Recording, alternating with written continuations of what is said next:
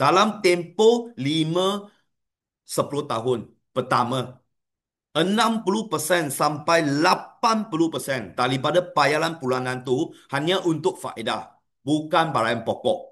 Ah, saya bagi sikit masa, anda boleh fikir. You sudah bayar berapa? 60-80% daripada bayaran bulanan anda ialah bayar faedah. Ah, so bagi you masa sikit, you mungkin sudah bayar 2 tahun, mungkin sudah bayar 5 tahun, 10 tahun. Tak apa. You fikir, dalam 5 tahun, 10 tahun, you sudah bayar berapa? Jumlah sudah berapa you sudah bayar? Itu semua you punya wang tau. You kerja atau you director ke, you banyak buat commission ke, you punya wang. Sudah berapa ribu you sudah bayar?